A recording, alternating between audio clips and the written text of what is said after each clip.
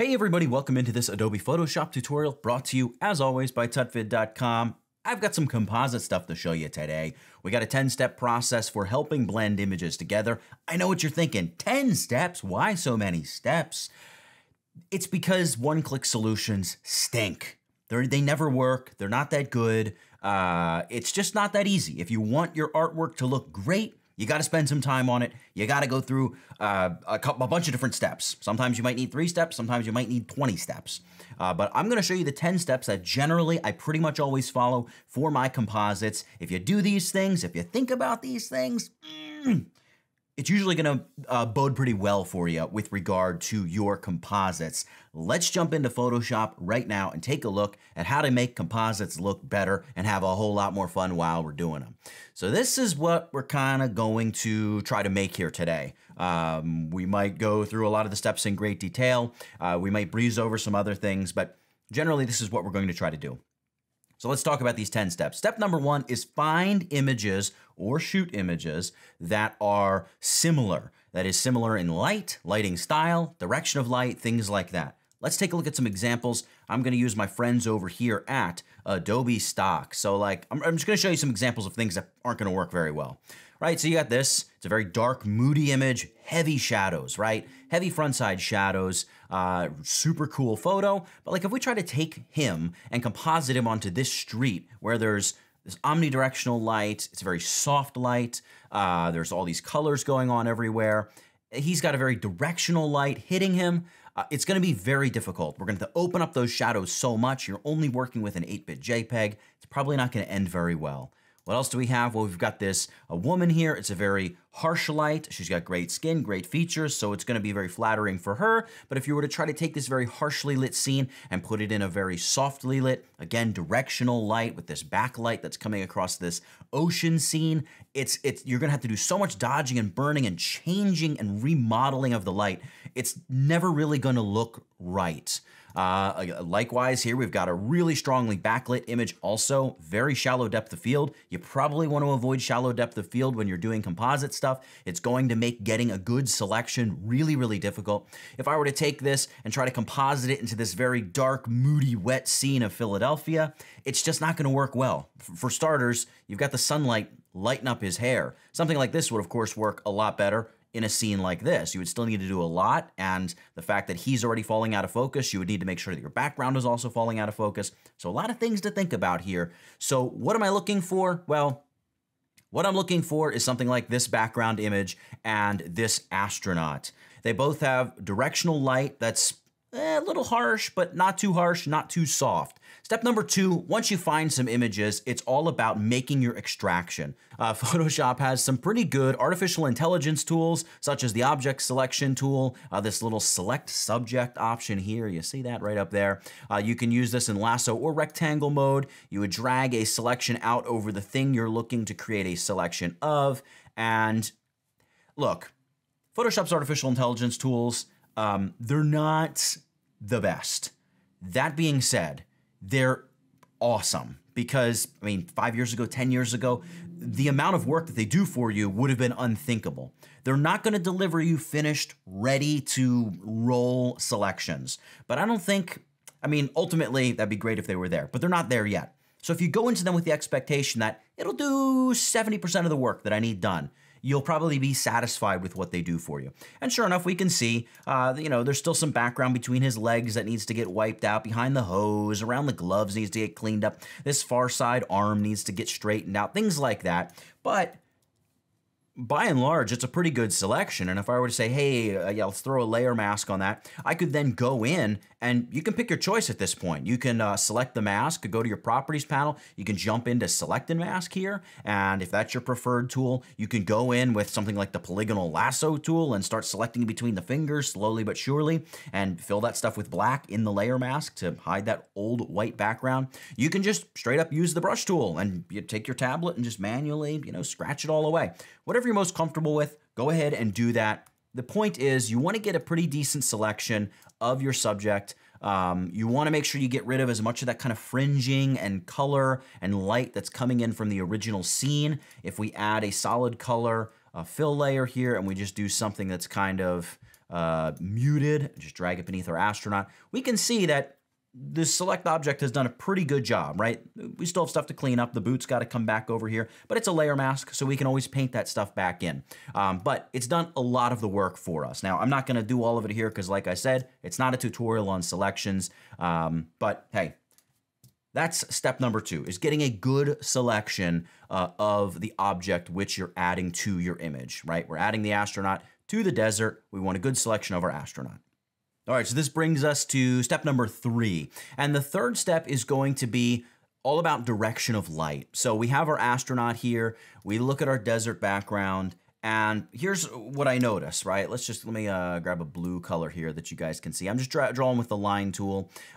The shadows are down over here. So we know that the sun is somewhere up there in the sky, blasting across our background this way. Well, if we look at our astronaut, the light is coming in from over here, right? It's hitting the front side of him from this direction over here. So at first glance, these two images, of course, not very compatible. Well, I'm actually going to get out of this image of the astronaut. I'm going to go to the properly extracted one. Once I've extracted him and I brightened up the little visor and everything, correcting this is very simple for an image like this. Hit Command or Control T, right click, and just say, hey, flip vertical. We're going to go ahead and commit that. And I can even grab him and drag him over into our background if I wanted to. But the point is, at this point, I don't know why I didn't drag him over, but at this point, the light is roughly coming from the same direction, both for our object we're adding to the image and the background. We certainly don't have major conflicts in our light. So direction of light is very, very important when you are considering your image. Again, if you have something like this scene right here, this scene does not have a crazy amount of directional light. Sure, maybe you have these street lights that are little pops of light, but they're not doing the majority of the lighting. So if we were to bring our astronaut into here, we could still make it work. We would just need to reduce the level of those highlights on his spacesuit to make him look a little bit more like he's being lit from all sides. So that's just something to take into consideration. Direction of light is step number 3. And that brings us to the 4th thing that I like to consider, and that is the perspective of both your background and the thing you're looking to add to it, and finding the horizon. This is going to help with proper positioning, helping your objects to look somewhat normal. So let's take a look at how to find the horizon. Well, first and foremost, in a scene like this here that we're looking at, the horizon is relatively easy to find because it's kind of right there, right? It's a little below where the tops of these hills are, right? Right about there is probably where the horizon is. The horizon is kind of at your eye line, right? Where anything below it is you have to look down a little bit, anything above it is you have to look up a little bit. There's the horizon line. But this is kind of an easy image. What about the astronaut? Where's the horizon in that image? And how can we match those horizons up if we don't know where the horizon in the astronaut image is? Well, the horizon for our astronaut is probably about well, it's not about eye level. It is eye level, but we got to find out where is eye level for the astronaut? Well, the camera's kind of pointing directly at his waist. So the camera for this photo is probably, I don't know, 36 inches off the ground or so. That right there is probably the horizon. So what I could do is I would then drag my astronaut with horizon line into my image. I'll just delete the extra astronaut because we don't need him. Right now, the astronaut and the horizon line, they're going to be sort of joined at the hip. No pun intended, based on where the horizon line is. But they're going to be sort of joined together because as we size the astronaut, we want it to size down to where the horizon is. What do I mean by that? Well, let's zoom in just a little bit. All right, I've got the horizon for the astronaut and the astronaut selected. The horizon of the background is on a different layer. Now, that horizon for the background is a bit of a guess. I could get a more exact and proper horizon if I took the leading lines off this truck. I'll show you how to do that in just a second. But we're kind of winging it here a little bit. I'm going to zoom in here, and I've got both the horizon for the astronaut and the astronaut selected. I'll grab my move tool. I'm going to move them just so the horizon kind of lines up just like that. Cool. Now, I know I want his feet in the image because I want this to be the most challenging kind of composite where you have to have the feet, you got to build the shadows and make it look right, all that kind of stuff. So then I'm going to hit Command or Control T, and we're going to transform both the astronaut and the horizon line together. Now, I don't know if you can see it. There's this little center anchor point. Well, that anchor point, we want that to be on the horizon line. Doesn't really matter where on the horizon line, just on the horizon line. And we're going to hold down Shift and Option, that's Shift and Alt on a Windows computer. And then we're just going to kind of size him down a little bit. And as long as that horizon stays lined up, no matter where we put him, he should look like he belongs there. He doesn't look wildly out of place. If we get rid of those lines, so he can go right there. At this point, the only thing you're playing with is sizing. Is he too big? Is he too small? And that's going to change a lot. Figuring out sizing, you have to find those perspective lines and draw perspective lines back to the horizon. Then you can sort of see exactly where in your composite your object should be. That would be an entirely separate tutorial because that takes a lot of time. Already we're spending a little bit of time talking about this horizon thing. Let me show you how to find your horizon in another photo where you don't see the horizon. Just a great little trick to have in your back pocket. So we've got this image here. It's an outdoor image of this guy. Let's say we wanted to put our astronaut in here somewhere. Well, where can we put him? Well, check this out. Here's why this is so important, right? I'm going to turn the astronaut's horizon line back on. Let's drag him over into this image. And let's say we wanted to put him up here on the landing where the runner is. Well, he looks totally out of place. A, he's too small. But B, look at his feet. That does not look right at all. So how do we correct this? And how do we find where the horizon line is to at least begin making him look like he belongs? Well, this image is relatively easy because we've got all these beautiful long leading lines. You really only need 2 leading lines, but we've got a number of them here because all these steps. We need to draw these leading lines off out into the distance. So we need to expand our image out to the left. We're going to do that using the crop tool. I'm just going to pull this out to the left, kind of like that. You make it as big as you want. And what we'll do, grab our line tool again. And again, doesn't have to be perfect. We're just getting it close enough. I'm creating a new layer here because I'm just drawing with pixels here with my line tool. And I'm going to begin here with this step. I'm going to start here, drag a long line out that follows that step, right? You can see that blue line just follows the step. Great. And then let's do this second step here. So we're going to take this line out and boom, right there along the step. So we've got those 2 leading lines. You could do it with a third one as well. Doesn't really matter. You need 2. Where these 2 lines intersect, that's your vanishing point, or that's one of the vanishing points of the image. Well, the vanishing point lives on the horizon, so that's where a horizon is. So you can then draw another line. You could bring up your rulers, Command or Control R, just drag a ruler, or a guide, I'm sorry, drag a guide out of the ruler and drop it right there. There is our horizon. I'm going to hide the rulers again with that Command or Control R. I can get rid of my vanishing point lines. I will grab the crop tool again, and I'm just going to pull the image back in. There we go. Cool. So we know that that's our horizon. Well, now we're starting to see why the astronaut looks so wacky, because the horizon is way up there. Well, what happens if we select the horizon of the astronaut and bring him down here to where the horizons line up? All of a sudden, hey, look at that. He could be standing on that step. Of course, he looks way too small, but look at his feet. They look natural now. They look like they could, in fact, be standing on that step, whereas on that top step, they looked totally out of place. So, of course, he would be, like a little child in an astronaut costume if this were the case.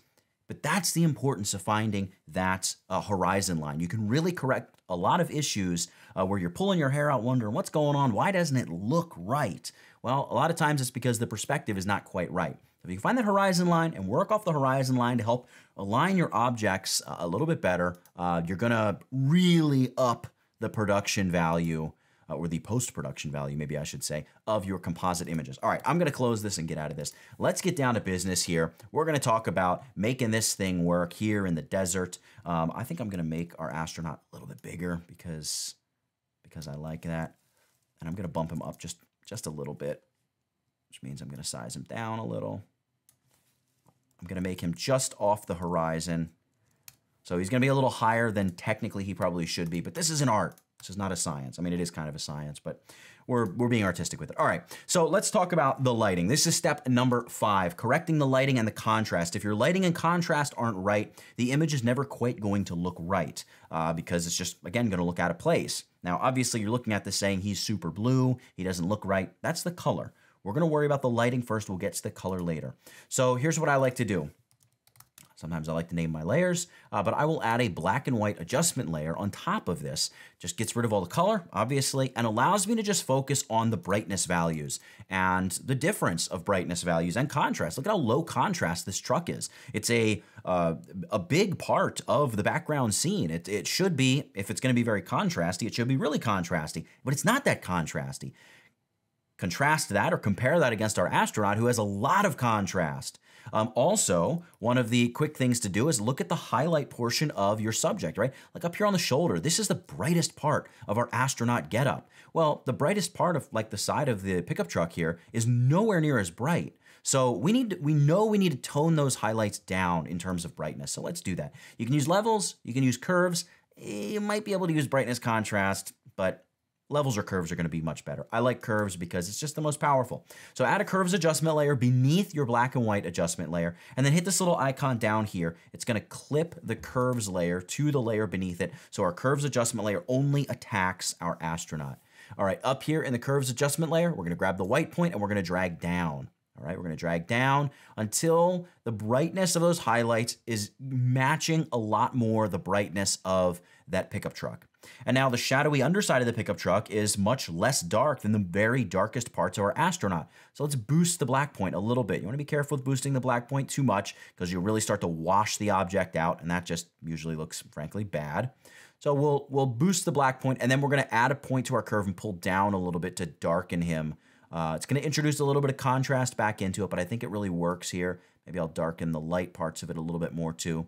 And I've noticed just as a general rule, it depends on the composite ultimately, but I've noticed as a general rule, if you make your subject what appears to be a little bit too dark, just a little bit, it's better to err on a little too dark than a little too bright. It just seems to work better that way. I don't know. I'm sure there's some reason behind it.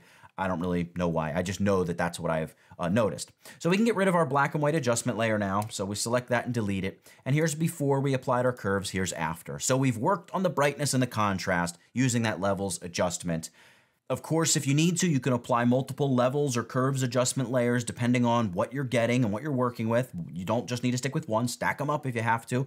You have the flexibility and availability to do that. But we're going to move along here to working on the saturation. Now, to correct saturation, we're going to create what is called a saturation mask. We do that using the selective color adjustment layer here, right there. Now, what we're going to do is take all of our colors and we're going to change the black slider, and then we're going to take all of the tones, the whites, neutrals, and blacks, and change the black slider as well. Now, I've saved my saturation mask as a preset, so I'm just going to select that, and I'm going to show you what it's done. What it's done for all the colors, it's done the same thing. It's reduced the black slider to negative 100%. See, if I go to cyan, negative 100%. Magentas, negative 100%. But then if I go to the tones, whites, neutrals, and blacks, we boost the black slider to plus 100%. We have it set to absolute. And then I've gone ahead and just saved this as a preset. You can do that by hitting the little hamburger menu here and just choosing Save Selective Color Preset. Saves a lot of time, especially for something like that saturation mask, which just has a lot of sliders you're clicking and dragging all over the place. So that's a saturation mask. But what are we looking at here? The image immediately looks terrible. And what's going on? Well, obviously this is not the effect. This is just giving us information. And what it's telling us is all the bright stuff, the brighter any of these tones are, the more saturated they are. And the darker any of these tones are, the less saturated they are. So sure enough, all the white clouds and the white of our astronaut suit, they make up the darkest parts of the image, and they should because they've got the least color in them. But how can we use this? Well, you have to remember here, we are compositing in an object, or a person in this case, who's wearing a white spacesuit. It inherently is not going to be that saturated, right? However, there still are saturation adjustments. A lot of this is going to be just sort of steamrolled by color adjustments that we make because this white suit is going to be absorbing a lot of the desert floor beiges and orangey tones. But it's still important that we try to make the saturation match a little bit, if for nothing else, just for this video and the exercise of it. So how do we do that? Well, what I like to do, generally speaking, is use a hue saturation adjustment layer. So we add that hue saturation adjustment layer. We add this below our selective color adjustment layer. Add that hue saturation adjustment layer. Hit this little icon down here to clip it to the layer below. By the way, the hotkey for that is Command Option G. That's Command Alt or Control Alt G, I'm sorry, on the PC. So we're just clipping this through. And then you can, if you have a specific color, like it's a red box you're placing in your scene, maybe you just want to go to the reds and work on the reds. I'll just work with master here and say like, hey, we want to make him more saturated. Well, obviously that's going to look crazy because we can just tell it looks totally out of place. Way too much saturation. So I'll just bring the saturation up a little bit until he looks like he fits a little bit better. And what does that mean? I don't know. You just kind of know it when you see it. Again, it's in art, right? We're cooking here. We're not baking. If I shut off this selective color adjustment layer, it doesn't really look like we did much, right? If I shut it off and turn on that hue saturation layer, okay. Really what needs to happen is a lot of these blues need to be made much more orange. But we've established our saturation layer. This is particularly useful if you're compositing in someone who's wearing muted tones. If they're too saturated or not saturated enough, stuff like that is extremely noticeable and will wreck the continuity of your entire composite image. So just bear that in mind. The saturation is really important, but it really depends on the object, just how important it is.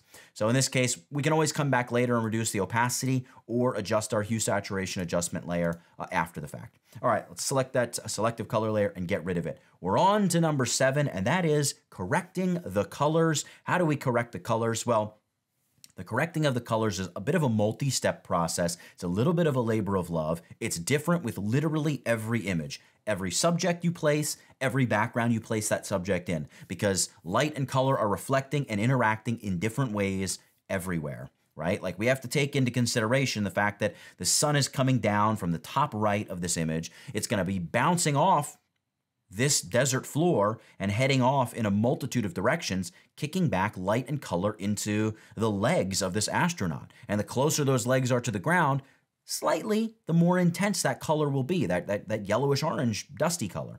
So how do we begin this process? Well, here's how I like to begin the process. I go layer, I go new fill layer, solid color, and you can name it anything you like.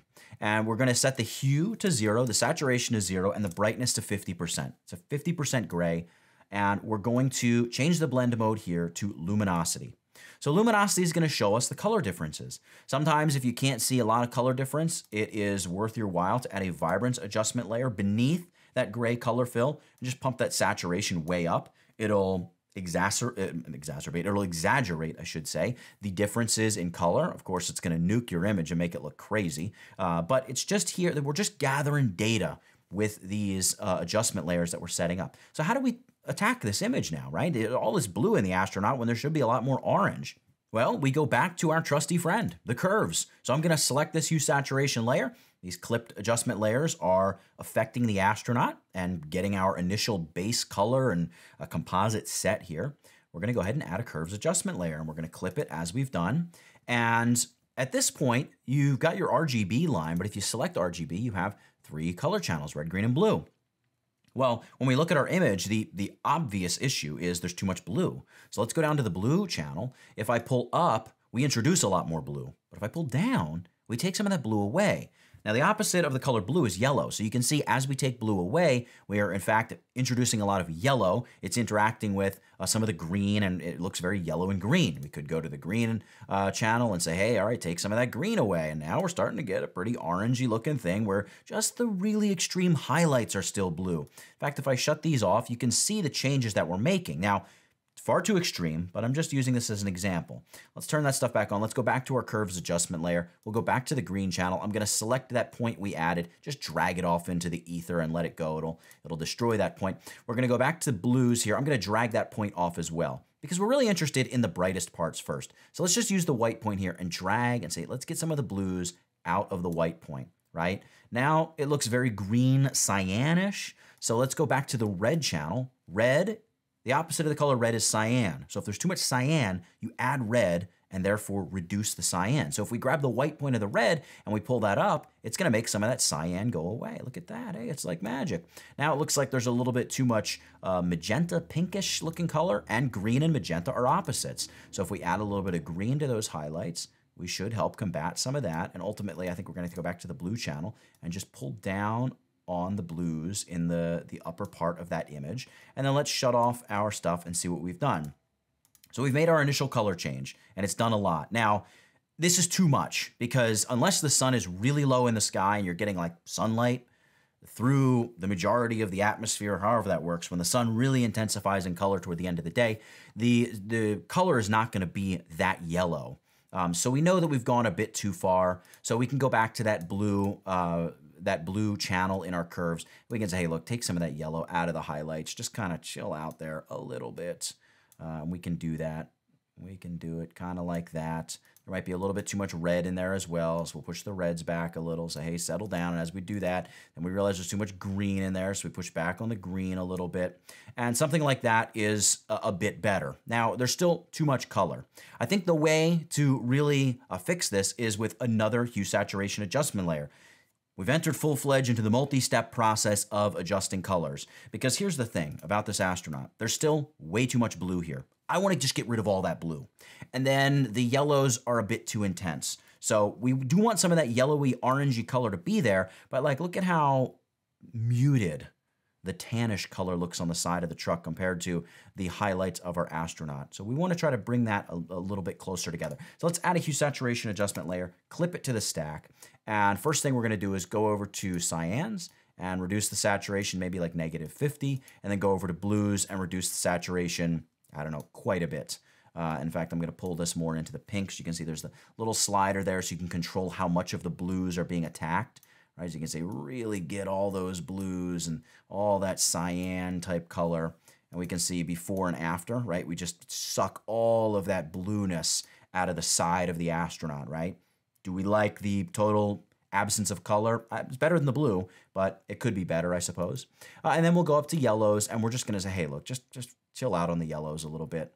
It'll be a quick and easy way to just kind of tone down the yellows and just make the astronaut's color a bit more reserved. Now, if you've noticed here, his face shield, the visor, whatever it is, the helmet, it just has this kind of nasty, grungy looking color to it now. That's coming from our curves color adjustment layer, right? We don't like that. So we want to mask that out. So you can do this any number of ways. I'm just going to grab my brush tool and do this kind of quick and dirty.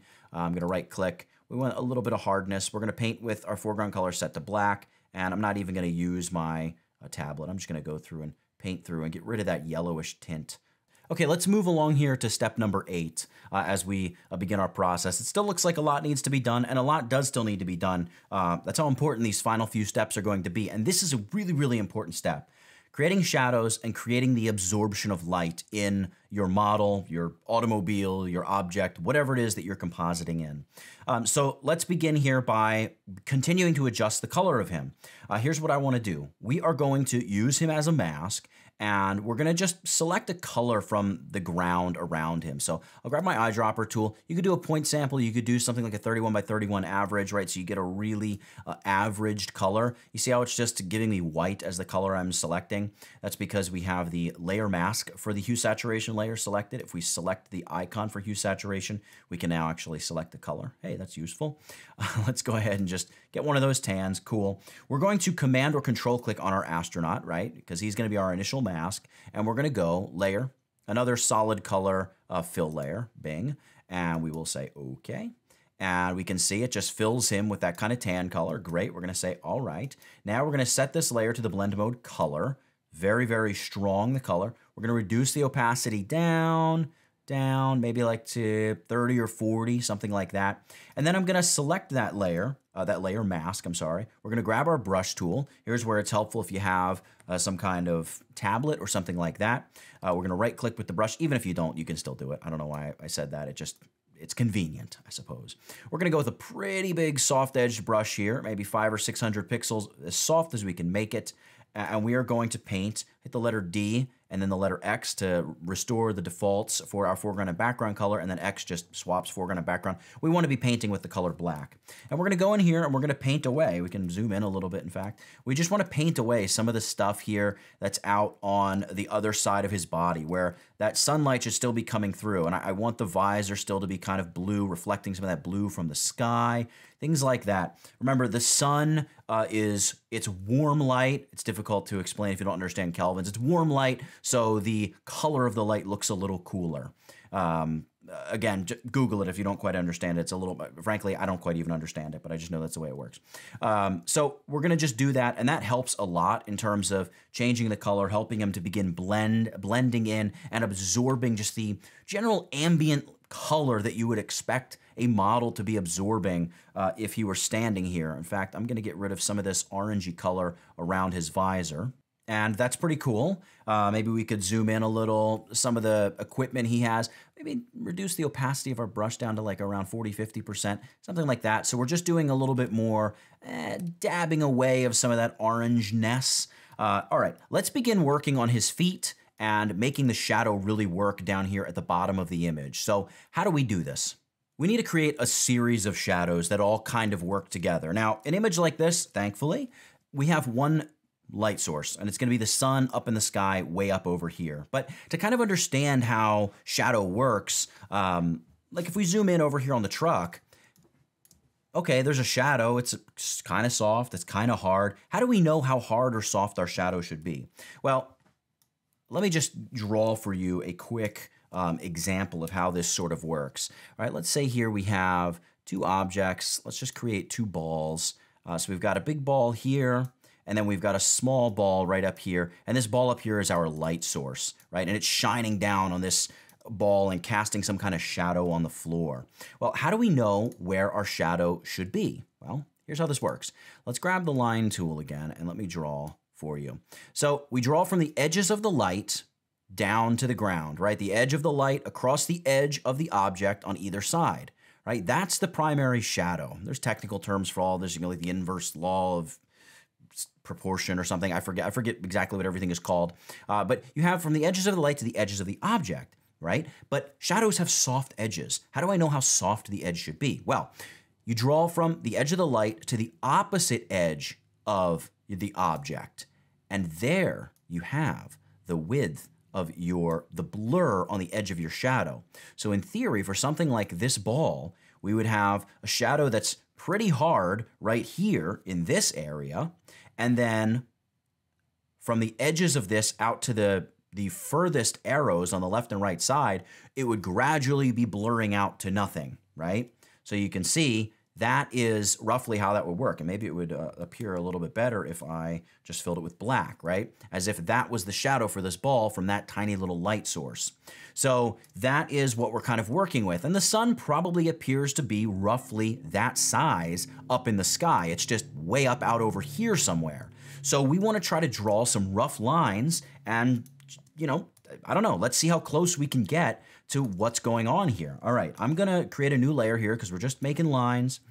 The sun appears to be, if we look at where the shadow is cast, the edge of this pickup truck object is probably the far side of the cab. So if the sun is way out over here, it's cutting across the cab and landing over here. So that's not quite right because that's like the edge of the shadow. Our arrowhead should be somewhere more like here. So what that means is the sun is probably more like up here, right? Yeah.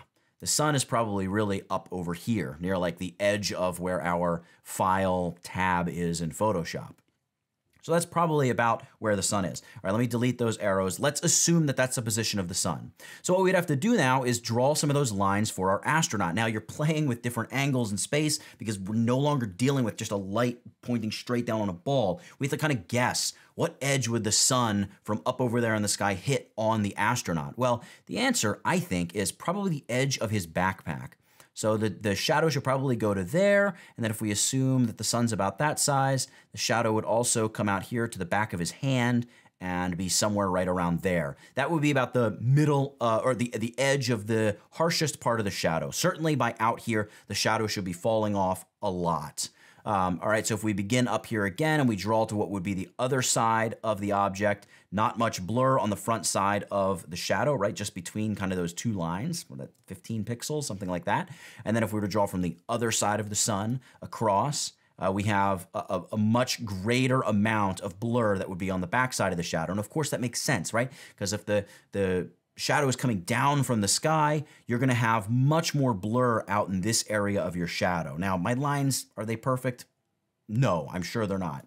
But this gives us a better idea, and we're gonna save this here. We're gonna use this as a general rule. We're gonna break it, but we at least have an idea of where our shadow should be. So let's come back down here below the astronaut. I'm going to begin by selecting the astronaut, Command or Control, and let's create a layer beneath the astronaut but above the background, and we're gonna call this Shadow 1. And then we will fill this with, well, we can probably just go ahead and steal the color of the shadow underneath our pickup truck here. So we'll go ahead and take that really dark beigey color.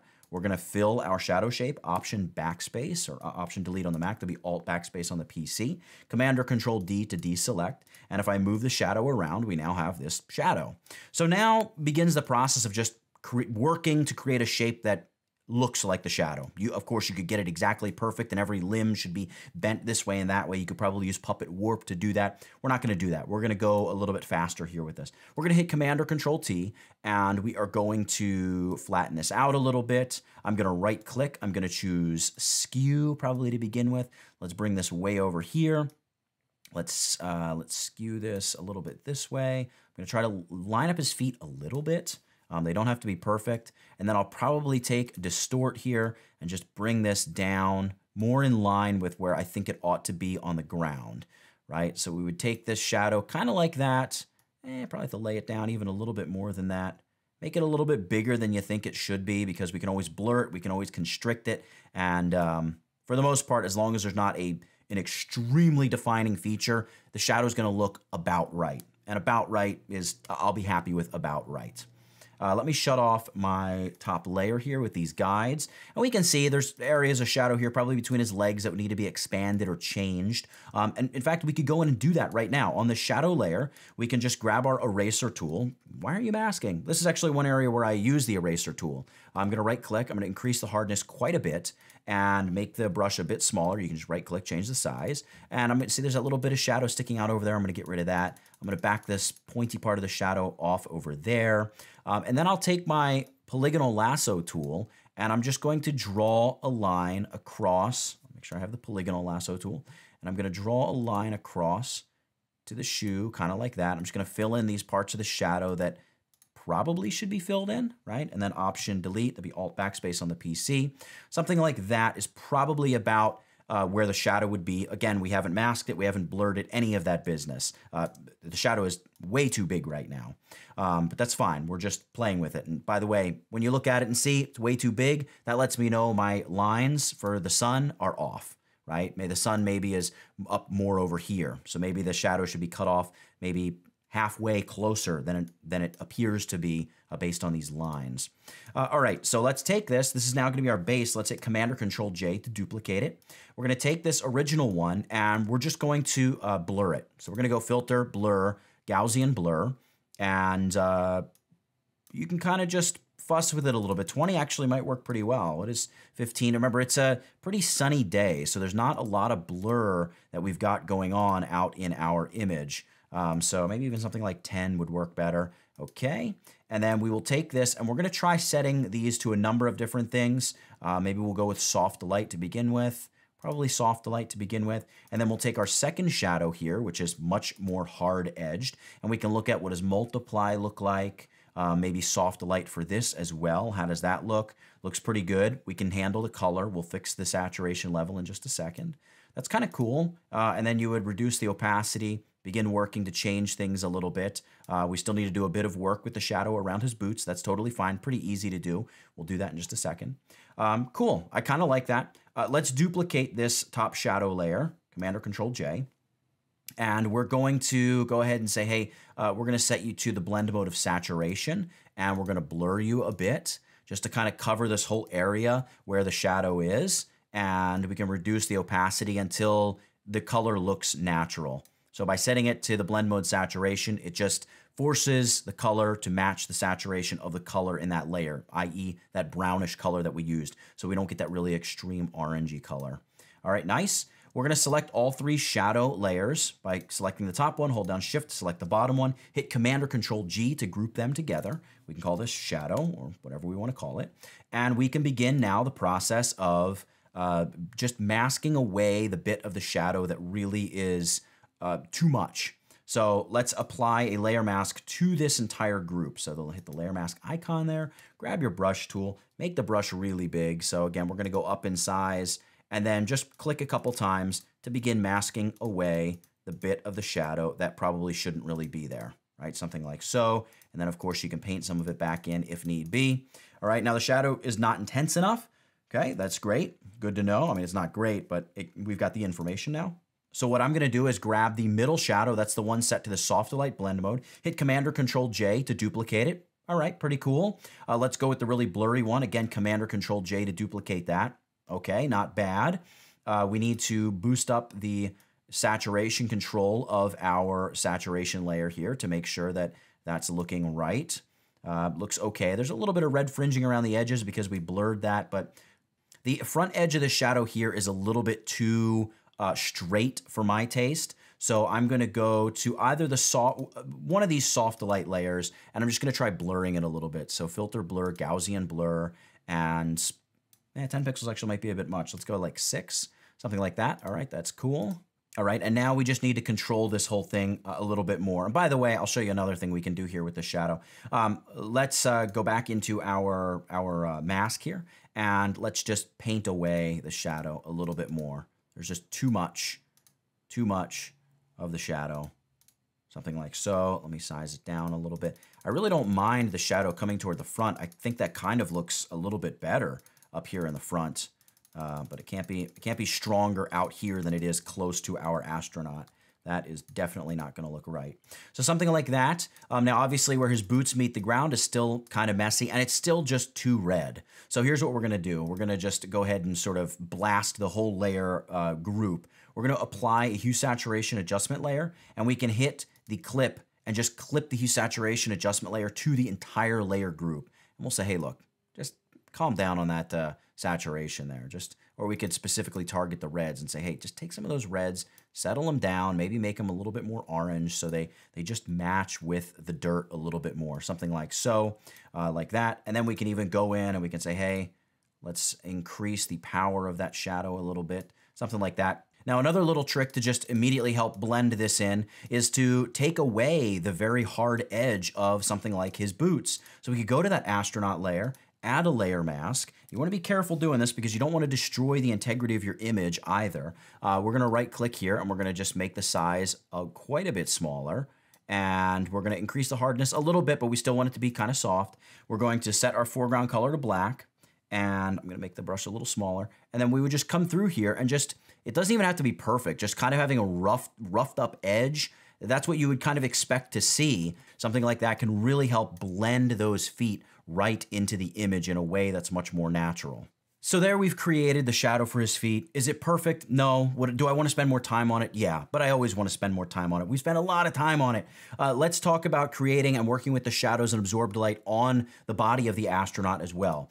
I like to do this using, it's really a dodge and burn method. Create 2 curves adjustment layers, set the top one to the blend mode screen, select the layer mask, hit Command or Control I, that just fills that layer mask with black. Select the bottom curves layer and set it to the blend mode multiply. This, of course, will be our shadows. We will select the layer mask, hit Command or Control I as well on that.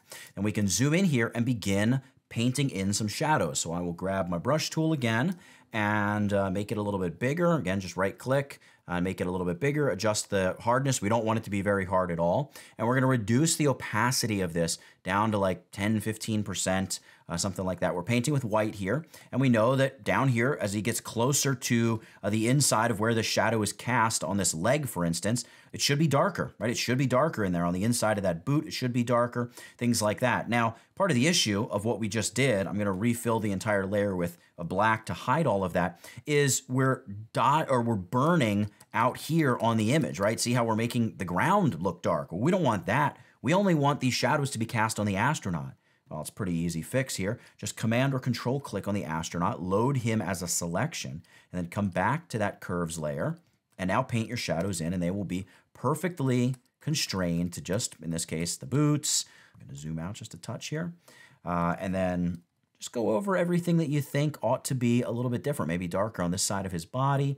You can begin kind of playing, use a really, really big brush, reduce the opacity even more, and just fade off that highlight a little bit.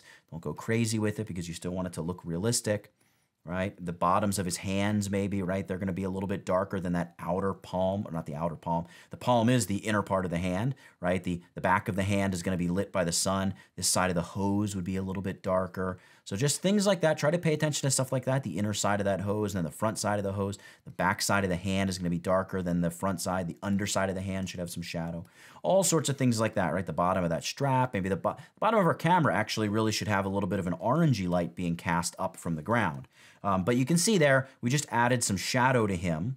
And if I take it off, there it is before. And if I put it back on, there it is after. And of course, because it's a curves adjustment layer, you can just adjust the opacity until it looks just perfect. And then we would do the same thing with the dodging layer here. I'm not going to spend a ton of time on it, but I would just make the brush really small and say like, hey, we want to really just kick up that highlight and kick up this highlight. I would again load him as a selection, but again, I'm not going to fuss with all of this too much because we got to get on to bigger and better things here and wrap this tutorial up here. All right, let's do one more thing with the foot shadow and then one more thing with that actual absorption of color, the edge lighting or the edge color of our object, which are two really, really important things. The first thing I like to do is create like a big soft shadow at the base. I just tend to notice it just helps. So I'm gonna do this actually above the astronaut, I think. I'm gonna grab the elliptical marquee tool. We're gonna create a new layer up here. We're gonna call this shadow big or soft or whatever, I don't know. To hold down shift and just draw a big circle or a big ellipse. And we're gonna fill it with, let's fill it with that dark brown-ish color. Right, so we'll select that, Option Delete, Alt Backspace on the PC, Command or Control D to deselect. Now we're gonna go Filter, Blur, Gaussian Blur, and we're gonna blur this a bit. Maybe like, let's go 75 pixels. It's gonna depend on the size of your image. You might wanna go more, you might wanna go less. I'm gonna go 100 pixels here. That's cool. Now I made this because now we're going to free transform this circle and it's going to allow this blurred shape to kind of lay flat or at least give the appearance of laying flat. Command or Control T, let's just smush this down a little bit. We're going to stretch it out a touch. I'm going to bring this over here and put it around the base of the feet. Maybe we'll expand it out a little bit. Again, we're just looking to add what would be general shadowy-ness. And this should help our shadow at the base of the boots as well. We're going to set this to the blend mode multiply, and we're going to reduce the opacity down quite a bit. I mean, it'll be down in the 20s or something like that, somewhere right around there. And if it doesn't look right, you can always paint away little bits of it. I think I'm going to leave that. All right, let's get rid of, what's this layer here? Oh, those are our sun lines. Let's just grab these top three layers and get rid of them. We don't need them anymore. What we're going to do now is paint in some of the edge lighting. Now, the edge lighting you can do a number of different ways. You can use a hue saturation layer and apply color that way that can then be changed. What I tend to like to do is just use color fill layers. So I would sample off the color of the background. Make sure you have not the layer mask selected and grab that, whatever color, and then just go and say, yeah, give me a solid color layer. Cool. Hit OK. Fill the mask with black. And then we would go in and paint in color wherever it needs to be. Now, I'm going to shift click this mask and we're going to try setting this to like, what is soft light? Soft light probably is going to work best for us. I'll shift click the mask again, grab my brush tool, and we're gonna slowly paint in here. And this is where you really want your opacity to be pretty low. I'll probably set it to like 15. We're gonna paint with our foreground color set to white. And you're just gonna begin softly dabbing in what would be kind of this orangey color, right? Now, again, I made that same mistake where I did not select my astronaut first. So let's Command or Control click our astronaut. So we're just painting the edge light on him. And the thing is, you don't want to go and wholesale paint around all the edges. You have to remember this light is going to be reflecting up from the ground. So any type of surface that would be absorbing a little bit of light from the ground should probably have just a touch of orange added to it, right? Like the bottom of our little camera box thing here. And this kind of thing, if you go around and you do several passes of this type of edge color, this makes a massive difference in terms of all of a sudden taking your object and just saying, oh yeah, now it looks like it belongs. In fact, I'm gonna bump a big dab of this orangey color into here just because I think it looks, I don't know, I just think it looks right. So something like that. And you could go around with multiple colors. You could go with blue and add a little bit of blue overspill onto the top part of the helmet and the visor as if it was coming down from the sky. Things like that are always kind of a fun little touch. But yeah, that's gonna be our step 8, considering the shadows and the absorbed light. And then step 9 is kind of a little bit more of the same. It's just going and tweaking that stuff. So like if I were dropping the astronaut into this photo, right? We had this Belgium photo earlier. I would want to pay specific note to these sort of spotlights, if you will, in the background. And what I would be doing is saying like, hey, there should definitely be more like orange in this one specific area because an orange light is bumping into him. One other thing we could do here is pay a little bit more attention to the shadows and the darkness at the bottom of the pant leg. So maybe we'll just do that here. Let's load the astronaut up. Let's go ahead and create another curves adjustment layer. Let's just set this to multiply right out of the gate. Maybe we would even take the white point and just knock it down just to kill off some of that contrast.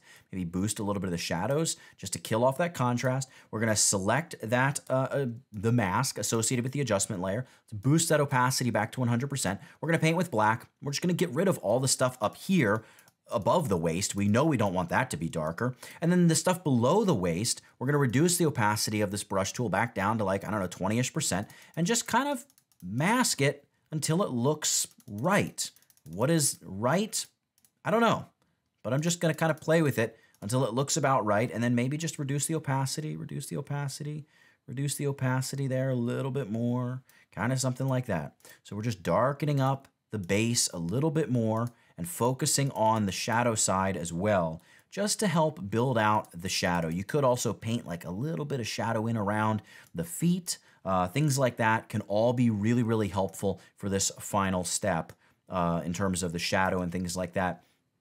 And that's what you want to do. It's just creating those edge lights where they're needed, creating the stuff that's going to help sell him in the scene, right? Like maybe what we should do is create an edge light along here that would really indicate the sun beating down on this side of his body. We're not going to do it because this tutorial is long enough, but this is where you would consider things like that. Maybe there's too much blue in the visor. Maybe the visor needs to be a little brighter. Maybe we should add a little sparkle to the camera lens. Nothing crazy, but just like a little highlight of some sort. All those type of things can be done here at this point.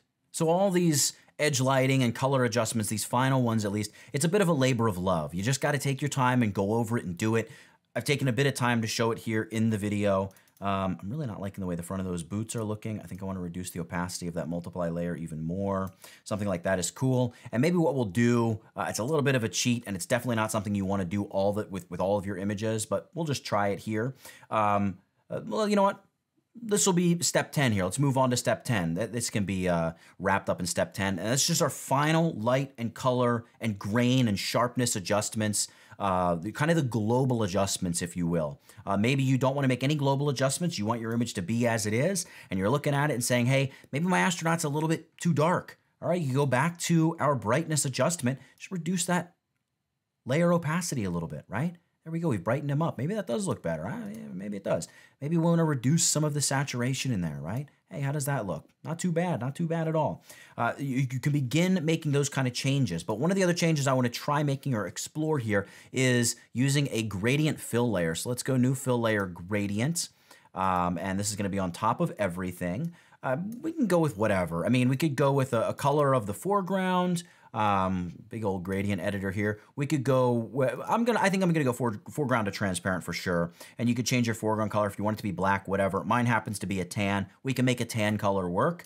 So I'm gonna hit OK. And then we're gonna hit OK. And I'm going to set the blend mode of this gradient to multiply. Well, maybe overlay, soft light now. We're gonna go multiply here. Let's double click on our gradient adjustment layer again. And I grabbed the move tool, by the way, so now I can actually drag the gradient. And I'm just gonna drag it down until it's not really affecting the sky. So we're just kind of darkening up the foreground. It's a little bit too much. It's blending a little bit, but it's working in those shadows. It's enriching the shadows too much. So I wanna flatten this. How do I do that? Well, we're gonna use the blend if feature. So I'm gonna double click out here on the gradient fill layer, and I'm going to use my blend if sliders here. Underlying layer, if. So if it's attacking the darks, I want it to just fade away from the darks. So I'm gonna alt click that handle, split the handle, and just drag it this way. Just until, you see how the shadowy parts of the image start to look a little bit less contrasty, right? There we go, something like that is good. And then we can just reduce the opacity down, around 50, 60%. And there's before and after. We're just kind of adding that general effect. All right, so that's not too bad. For all of your final adjustments, here's what I found to be most helpful for me in my composites. Adjustment layers are your friend. Use the brush tool when you're working with the mask, and just take the brush tool and set it to 10% opacity. Then whether you're adding or removing an effect, you can do it very gradually and subtly and really blend everything together. And it's like if I wanted to come down here and work on the shadow at his feet, which admittedly does need work, I can do that. And I can spend time on it and tweak and adjust and say, that's got to be a little darker or brighter or whatever it needs to be. The one final thing that you may want to explore is clarity and sharpness and just kind of some underlying color grading type stuff. So we can do things like, hey, give me a levels adjustment layer here. Let's kill off some contrast just in the scene overall. Maybe we'll try a color lookup table. Let's go with, what is teal orange? How does that look? That's interesting, right? Starts to look more like a movie set. How does crisp warm look? Is that interesting? Kind of interesting as well. Maybe I would take both of these layers then. You can select them both by shift clicking to reduce the opacity of them, start to blend them back to our original image a little bit. You could merge all layers to a new layer, Command Shift Option E. That's Control Shift Alt and the letter E on the PC. And we could just call this layer grade or something like that. I like to right click and convert it to a smart object. You might not quite be able to see that, so we'll go layer, smart object, convert to smart object. That's going to allow us to go filter, camera raw filter. And then here in camera raw, we can do all sorts of cool things. I'm going to zoom to 100% just so we can really see what we're working on. First and foremost, I'm going to go to effects. I'm going to add grain because grain just has this cohesiveness that it lends to your image. It starts to pull everything together. It doesn't need to be so much that it's noticeable, but it does make quite a bit of a difference. That's cool. I'll go to basic and I'm gonna just throw in a little bit of clarity to add some mid-tone punch, maybe a bit of texture. That's kind of cool. Maybe I'll warm the entire image up, just a couple ticks, something like so. Maybe we'll go down to detail and just throw a little sharpening on there. I'm not gonna make it perfect here. I don't want it to be too crazy, but just a little bit of sharpening to just give a little bit of the edges of our details a little pop. And then down here under calibration, we can do some interesting stuff. I'll set it back to fit so we can really see the whole image. We can change the colors in our shadows, probably influence the image with a little more magenta. Then we can look to see what the reds are affecting. Oh, that's interesting. What if we make the ground a little bit more yellow, or what if we make it a little bit more red? Kind of interesting. Reduce the opacity a little bit. That kind of looks cool. What is the green doing? The green is also affecting the ground. What happens if we start swinging the green this way or that? We probably want to make it a little more pink if we're doing that. And then what is the blue doing? Oh, the blue is kind of doing a lot of nice things, but what if we just reduce the blue a little bit? And what if we swing the blue? Maybe just a little back toward the pinks, something like so. And then we can hit OK. And you can see you're just kind of applying a final sharpening and grading effect to your composite image. So let's just take a look at what we've done. We began with our background. We added our astronaut. We changed a bunch of lighting and color with the astronaut. We added a shadow, right? The shadow is not perfect, but it's something. Then we added additional shadowing and shading onto our astronaut. We tweaked the color and the light of the astronaut a little bit more. We darkened up the foreground of the image and just sort of helped pull it together a little bit. Then we began adding this overall grade to our image. I still think the visor is probably a little bit too blue, but we got to stop somewhere. And that's where I'm going to have to stop this tutorial. 10 steps on creating better composites in Photoshop. I hope you've enjoyed it. You can take these steps, you can apply them to literally any composite you are creating. This tutorial went way longer than I wanted it to, but I hope you've been able to stick it out till the end and you enjoyed checking out some of these features. And go and create some composites of your own. I've linked these Adobe stock photos in the description of this video, so you can grab these exact photos and follow along if you want, or you can use your own photos. Do whatever you like. If you enjoy YouTube, if you enjoy these videos, you want more Photoshop tutorials, you can subscribe to my channel. That's cool. If you do Instagram, you can see Instagram stuff and behind the scenes type stuff on my Instagram. I just had to create a new one because my old one got hacked, so we're trying to rebuild it. It is what it is. You can check out and find the link for that in the description to this video as well. So for creating composites and a 10-step process from finding images that work to direction of light and cutting out images and color and light and saturation and shadows and absorbed light and all the different things that we covered in this video and went over. Maybe we went over them too much. I don't know. Ladies and gentlemen, that's it. Get it, got it, good. Nathaniel Dodson, tutvid.com. I'll catch you in the next one.